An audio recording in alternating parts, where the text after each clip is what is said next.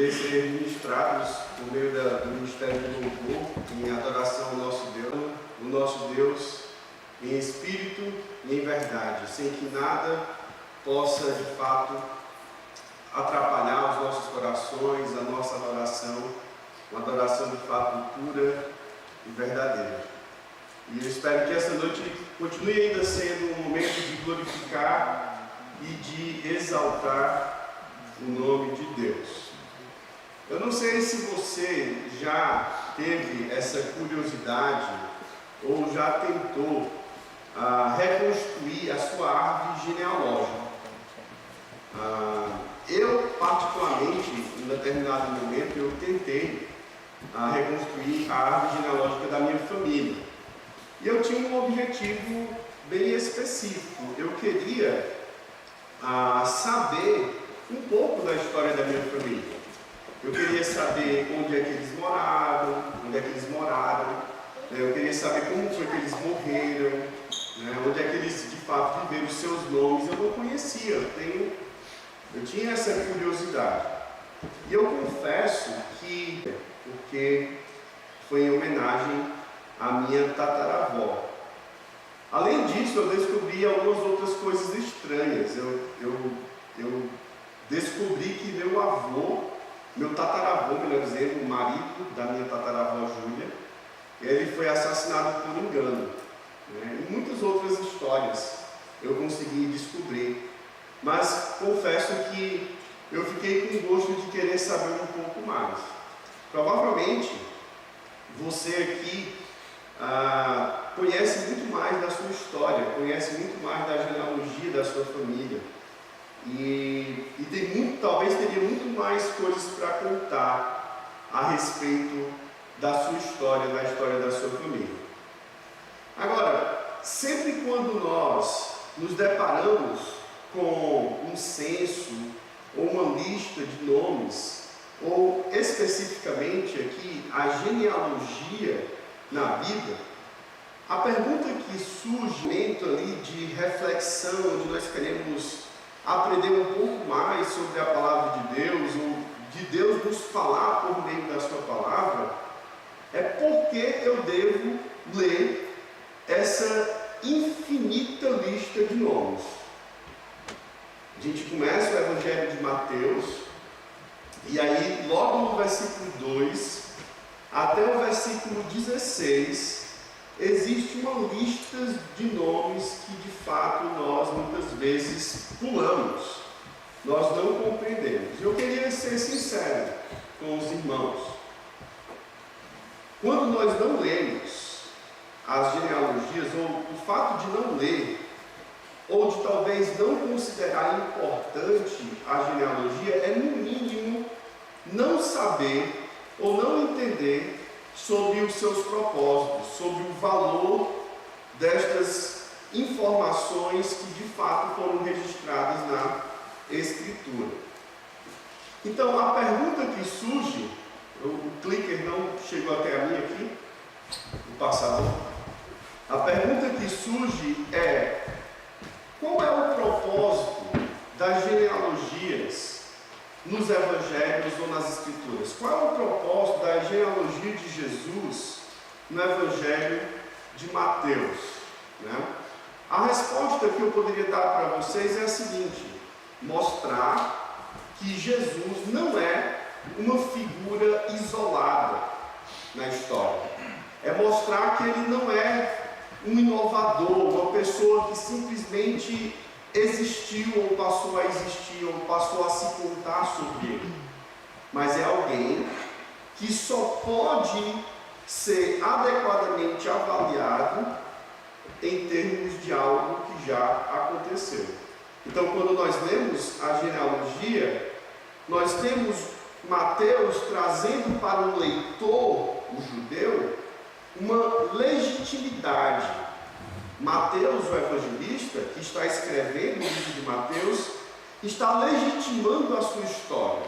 Ele está trazendo para os judeus, que são os ouvintes originais, a história de alguém que de fato existiu, que de fato é documentado, é possível saber sobre ele, porque todos os judeus saberiam sobre Abraão, saberiam sobre Davi, saberiam sobre a história que é contada por meio da genealogia. Então eu gostaria de ler essa noite, nós vamos ficar basicamente essa noite na genealogia de Jesus e tentarmos, por meio dela, aprender verdades para os nossos dias, ainda hoje, por meio da palavra de Deus. Então vamos abrir, se você tem a sua Bíblia, em Mateus capítulo 1, nós vamos ler do verso 1 até o verso 17.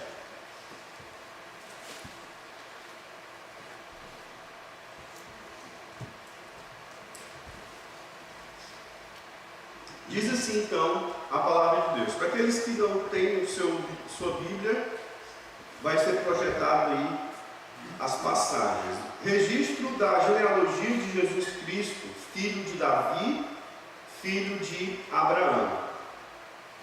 Abraão gerou Isaac, Isaac gerou Jacó, Jacó gerou Judá e os seus irmãos. Judá gerou a Pérez, Pérez gerou Judá gerou a Pérez e a Zerá, cuja mãe foi Tamar. Pérez gerou a Esrom, Esrom gerou Arão, Tabi, Aminadab gerou a Nasson, Nasson gerou a Salmão, Salmão gerou Boaz, cuja mãe foi Raabe. Boaz gerou Obed, cuja mãe foi Rute, e Obed gerou Jessé. E Jessé gerou o rei Davi.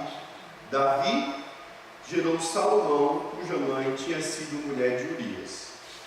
Salomão gerou Roboão, Roboão gerou Abias, Abias gerou a Asa gerou Josafá, Josafá gerou a Jorão, Jorão gerou Uzias, Uzias gerou Jotão, Jotão gerou Acás, Acás gerou Ezequias, e Ezequias gerou a Manassés, Manassés gerou a Amon, Amon gerou Josias, e Josias gerou Jeconias e os seus irmãos no tempo do exílio da Babilônia.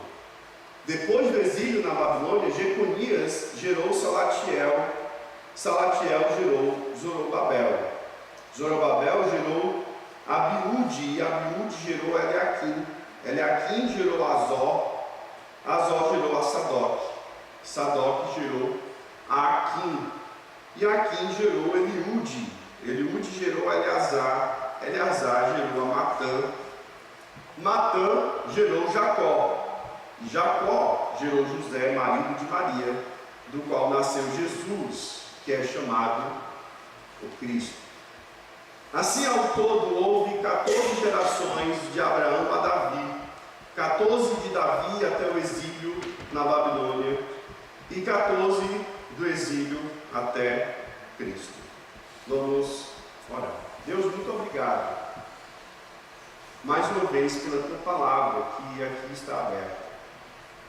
Que o Senhor fale aos nossos corações, que o Senhor nos molde por meio das tuas verdades. Que seja o teu Espírito falando às nossas vidas, e não eu com as minhas próprias palavras. Mas que o Senhor seja glorificado e exaltado por meio deste culto, por meio da tua palavra. Esta é a nossa oração, em nome de Jesus. Amém. O nosso tema geral é o Evangelho do Reino, mas essa noite nós queremos tratar da genealogia do Reino. Uma história de graça, soberania e de promessas cumpridas. A primeira verdade sobre a genealogia é que a genealogia demonstra que Deus está no controle de toda a história. Como nós acabamos de ler, o Evangelho de Mateus, ele organiza ou estrutura a genealogia de uma forma bem organizada. Ela divide a genealogia de Jesus em 3 blocos de 14 gerações. Nós podemos ver isso em Mateus capítulo 1, verso 17. Ele diz: assim, ao todo houve 14 gerações de Abraão a Davi, 14 de Davi até o exílio na Babilônia e 14 do exílio até Cristo. E quando nós olhamos essa estrutura ou essa organização, nós conseguimos perceber uma história que está sendo contada. Mas não uma história que está sendo contada fora do controle daquele que orquestrou, ou que construiu, ou que fez a história. Nós podemos ver uma história controlada, e a genealogia demonstra esse controle do grande Deus ao termos esse registro da história. Nós podemos ver, por exemplo, dos primeiros versículos do versículo 2 ao versículo 6, nós temos a parte onde, no verso 17, diz: assim, ao todo houve 14 gerações de Abraão a Davi. Então, o primeiro bloco das gerações, as primeiras pessoas que são citadas na genealogia, vem desde Abraão, onde inicia-se a aliança de Deus com o seu povo, e essa aliança feita com o próprio Abraão, uma aliança abrâmica, como nós falamos na semana passada, incondicional, onde Deus de fato cumpriria. Então, nós temos, nesse primeiro bloco, nós temos uma parte que trata das promessas de Deus feitas ao seu povo e ao homem, mas também a construção e o estabelecimento do seu reino.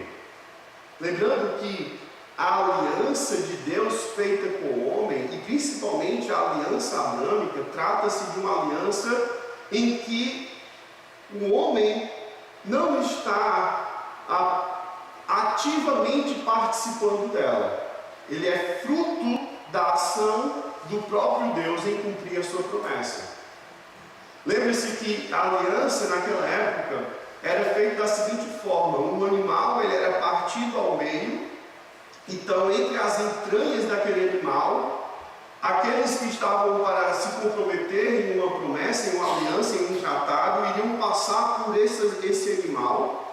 E o que esta passagem entre essas entranhas do animal representava era que, se eu não cumprisse a minha parte do tratado, iria acontecer comigo o mesmo que aconteceu com esse animal. Da mesma forma, a outra parte, se ela não cumprisse com o seu tratado, iria acontecer com ele a mesma coisa que aconteceu com esse animal. Na aliança abrâmica, na promessa de Deus feita a Abraão, somente Deus passa entre as entranhas do animal, representando então para Abraão e para todo o povo que a aliança seria cumprida porque Deus assim estabeleceu que iria cumprir. A promessa estava estabelecida. Nesse primeiro bloco de pessoas, então, nós vemos as promessas sendo estabelecidas com o seu povo e sendo, então, estabelecido o reino de Deus, ou pelo menos a primeira parte do reino de Deus, o reino terreno. No segundo bloco, chegando, então, essa primeira parte até o rei Davi. O rei que aponta para o rei eterno. O rei terreno, o rei homem, o rei Davi, que tem o seu reino estabelecido para apontar para o reino que jamais iria terminar, o reino do Senhor Jesus. Então, o primeiro bloco finaliza-se exatamente no estabelecimento do reino de Davi, o reino que aponta para o reino do rei Jesus. Nós estamos falando da genealogia de Jesus. Para o judeu, vai até o exílio da Babilônia. Eu não sei quantos lembram, mas o exílio na Babilônia foi um ato de Deus contra o seu povo por causa da sua desobediência, por causa do pecado. Por causa do pecado de Israel, então Deus estabelece que para que Israel pudesse compreender o poder de Deus e assim pudesse voltar a Deus e o adorar somente a Ele, então o reino de Israel vai cair. O reino terreno que estava estabelecido entre Davi, Salomão e os outros reis que se seguem depois dele, que são reis até maus, que vão aparecer no povo de Israel, o reino vai cair. Israel será conquistada e será levada pelos assírios, os babilônicos, o povo mais cruel que existia naquela época. Era o povo que matava e pendurava para mostrar que matou, que conquistou. Era um povo que não somente exterminava uma outra nação, mas humilhava em todos os aspectos a nação conquistada, levando muitas vezes os seus mais jovens para poder serem ensinados nas suas faculdades, serem corrompidos por causa da sua universidade, para poderem servir no país conquistado. É o exemplo, por exemplo, de Daniel e seus amigos, quando eles são levados então para a Babilônia e eles vão estar ali tentando ensinar Daniel os costumes dos assírios ou dos babilônicos. Então os assírios eram um povo perverso. Essa segunda parte, então, esse segundo bloco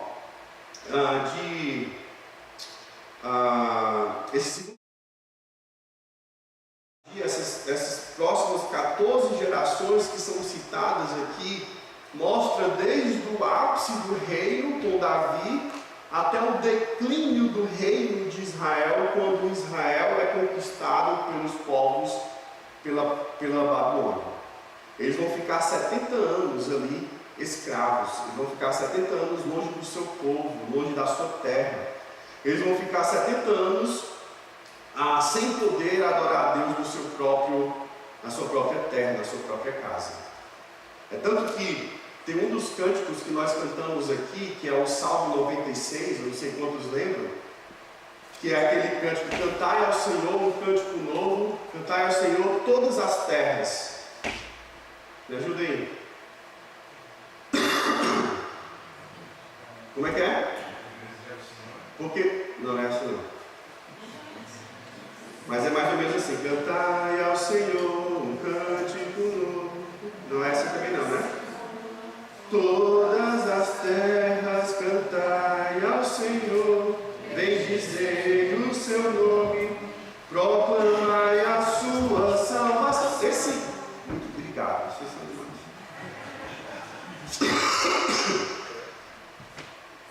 Esse cântico no Salmo 96 é um cântico que é expresso ou é cantado pelo povo de Israel exatamente quando eles são libertos do exílio da Babilônia.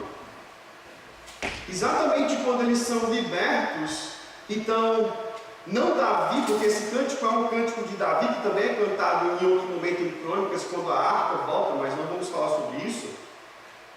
Esse cântico é um convite para que todos os povos cantem um novo cântico, um cântico agora de alegria, porque o povo estava agora, depois de 70 anos, livres para poder adorar o seu grande Deus. Então ele diz: cantem ao Senhor um novo cântico, cantem ao Senhor todos os habitantes da terra, cantem ao Senhor, bendigam, ou seja, digam que Ele é bom, cada dia proclame a sua salvação. Eles estão cantando, sabe do quê? Eles estão cantando da sua liberdade que Deus tem dado para eles, depois de passarem 70 anos no cativeiro babilônico. Eles estão dizendo, sabe, não só nós cantemos, mas toda a terra cante. E quando cantar, saibam que estão cantando ao Deus que nos libertou do império da Babilônia.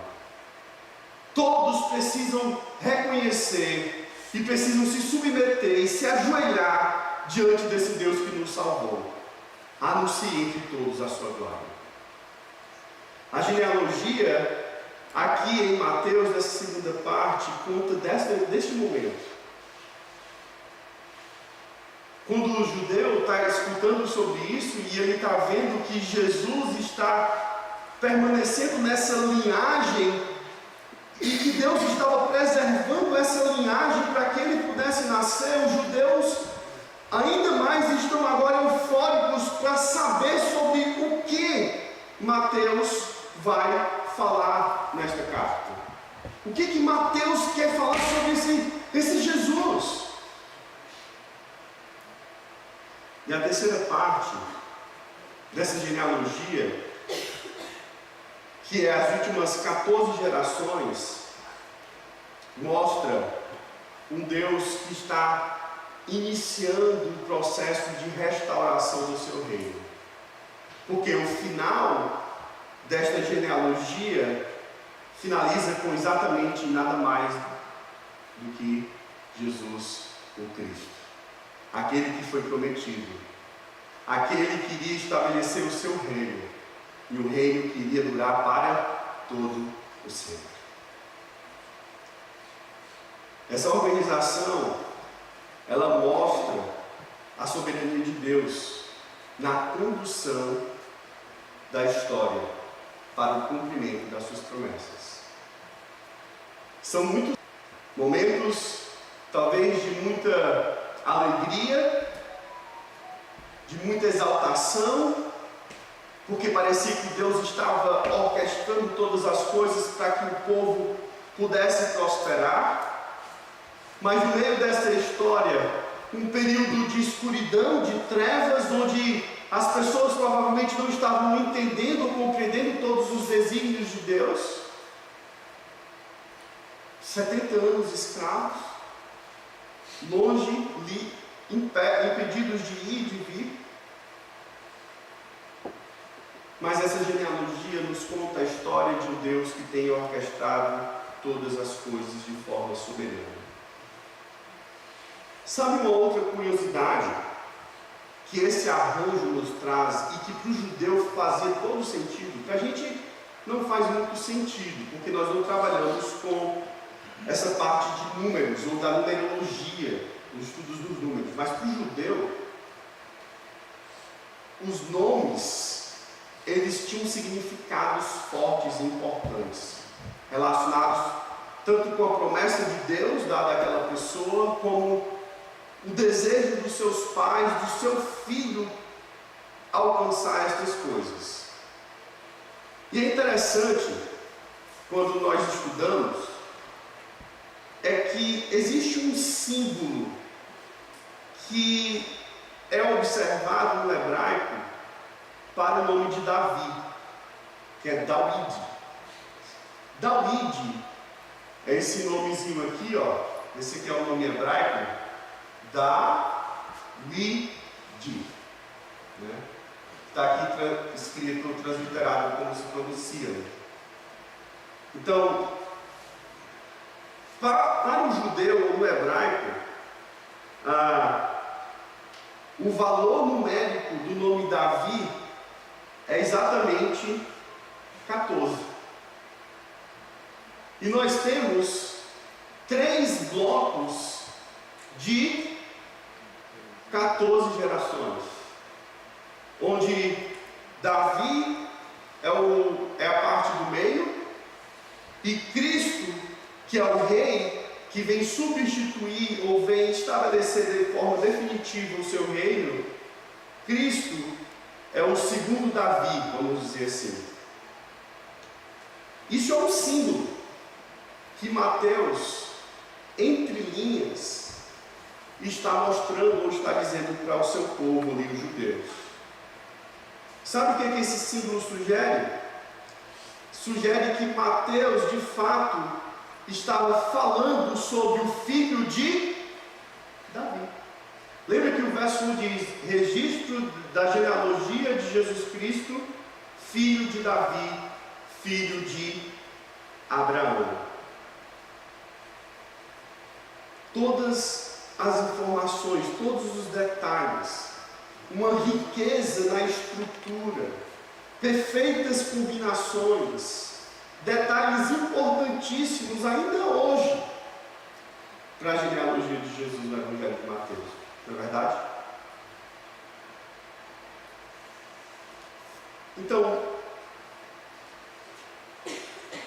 o que eu posso, ou como eu posso aplicar estas verdades que nós falamos aqui? Primeiro,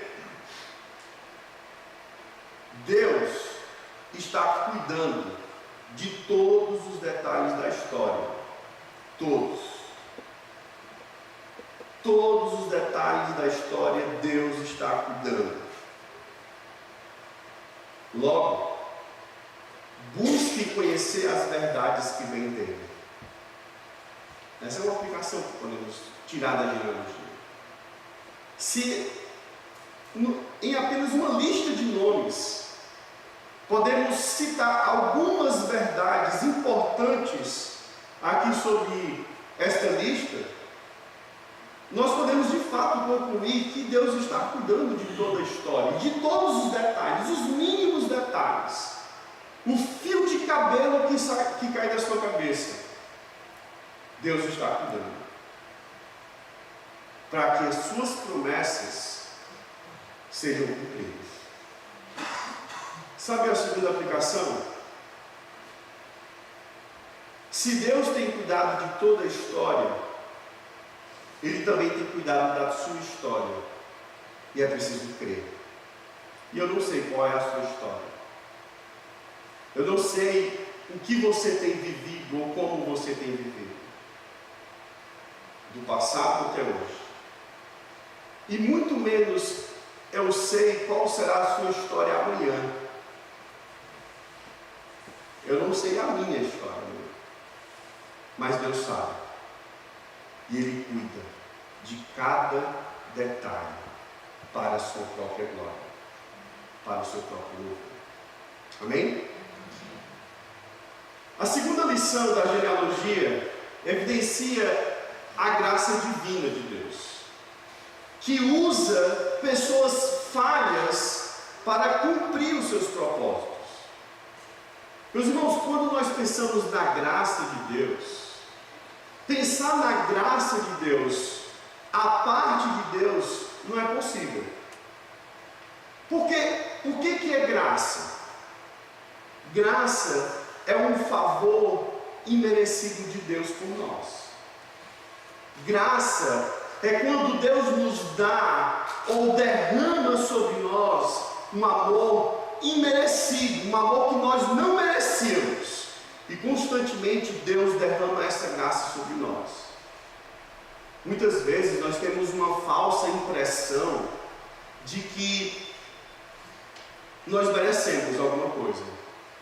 Você já acordou um dia e disse: hoje eu mereço isso.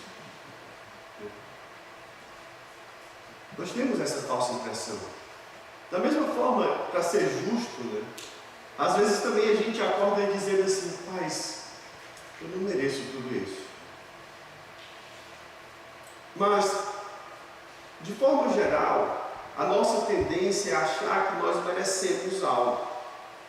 E a verdade, à luz das Escrituras, é que não existe nada em nossos atos que sejam de fato justos ou merecedores do amor de Deus.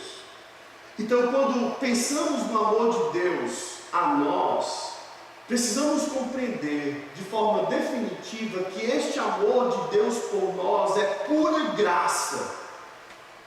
É pura graça. É um favor imerecido que Ele derramou sobre nós. E quando nós olhamos atentamente para a genealogia de Jesus, é possível observar essa graça sendo manifestada apesar de nós. Quando olhamos para a genealogia de Jesus, é possível concluir que os desígnios de Deus são perfeitos, inabaláveis, repletos de propósitos eternos. Mesmo quando estes propósitos são invisíveis aos nossos olhos, mesmo assim eles estão sendo cumpridos com justiça, amor e sabedoria. Essa é a grande maravilha da nossa história, ou melhor, da história de Deus.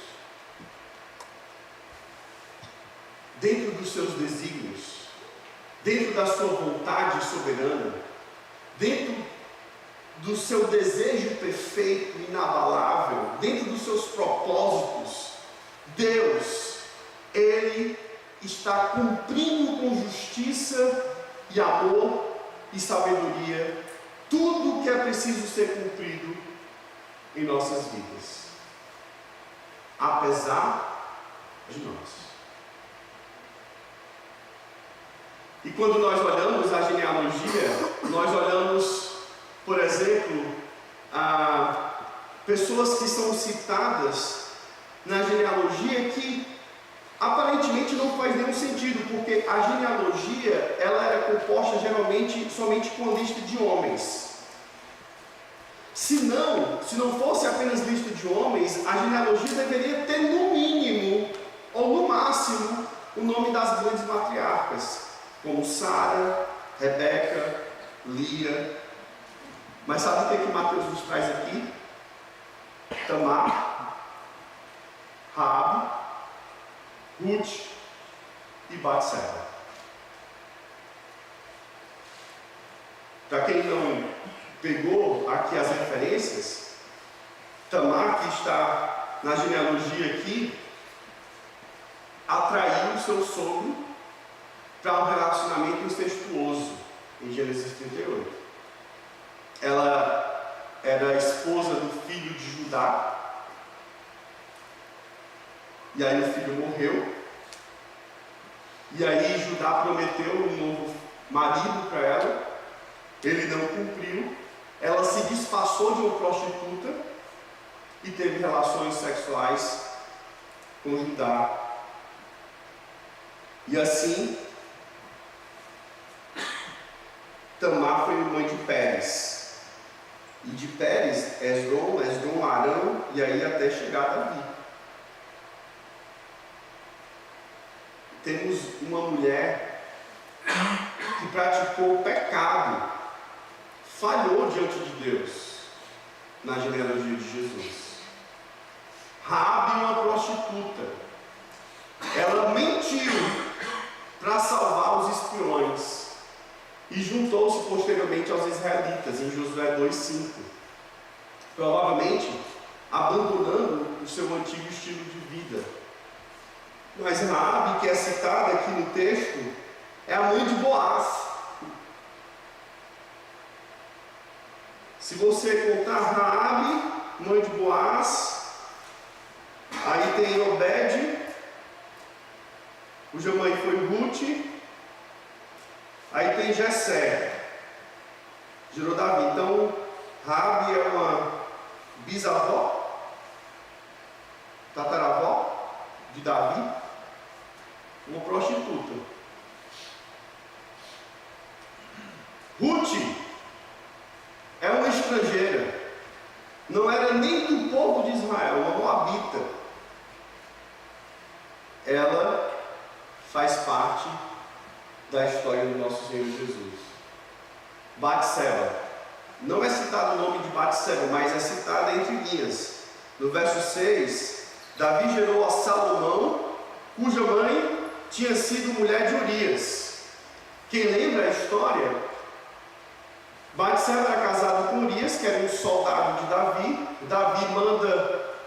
Davi é atraído por Batseba, adultera com ela, e aí Batseba fica grávida.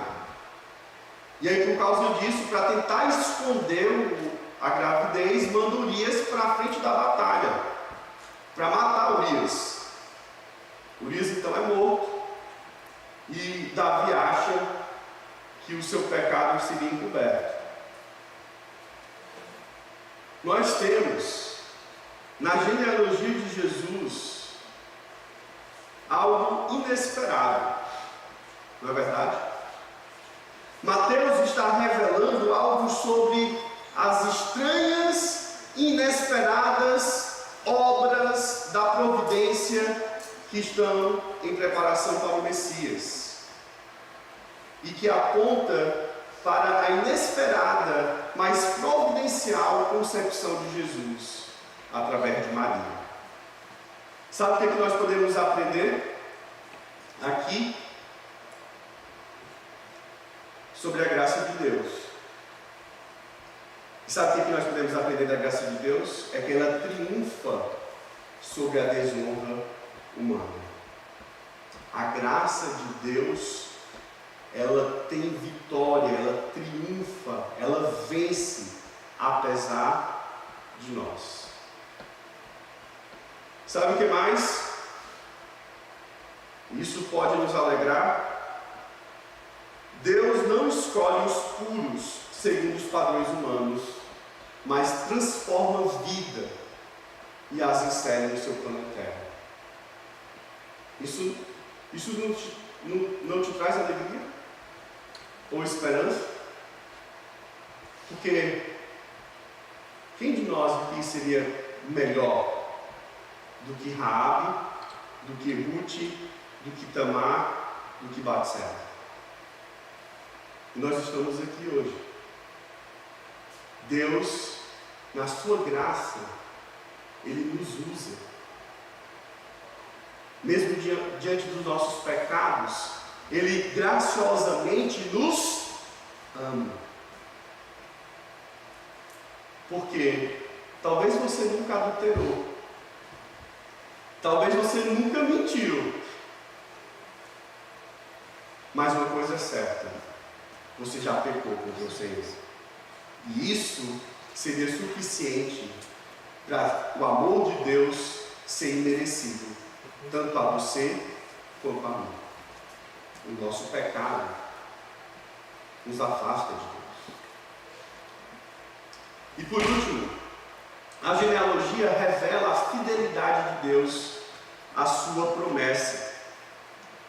Ao longo da genealogia, nós vemos nomes que representam alianças, promessas antigas que Deus fez, mesmo diante de séculos de pecado, exílio, silêncio.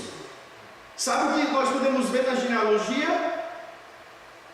Um Deus que não falhou, um Deus que cumpriu desde Abraão as suas promessas. A promessa de uma grande nação que abençoaria o mundo. A promessa de um rei eterno a partir de Davi, passando pelo exílio babilônico.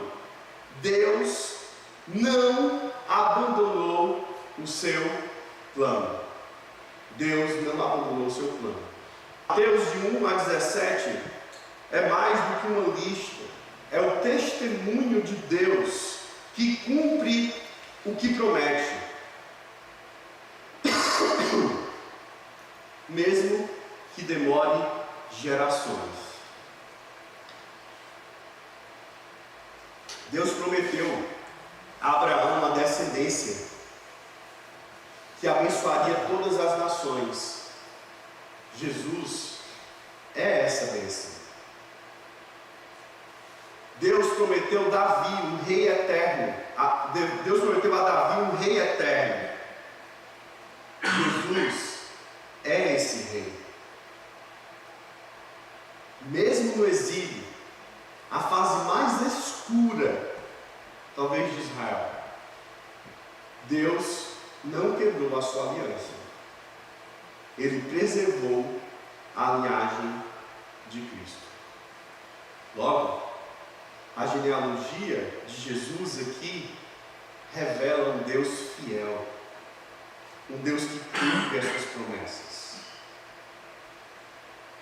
Como é que nós poderíamos então aplicar? Bom, se Deus foi fiel por gerações e gerações e gerações, Ele será fiel na sua vida também. Sabia disso? Deus será fiel na sua vida. É uma garantia que nós aprendemos direto das Escrituras. Segundo, confie nas promessas de Deus, mesmo quando o momento presente parecer o contrário. Você já se deparou com isso? Você tem se deparado com isso? Confie nas promessas de Deus,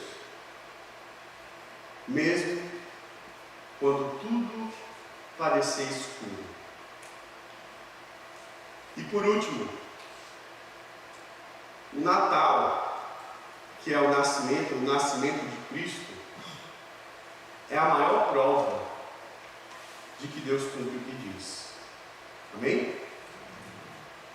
O nascimento de Jesus, diante de toda a história, é a maior prova do amor de Deus, a maior prova que Ele cumpre aquilo que Ele diz na sua palavra.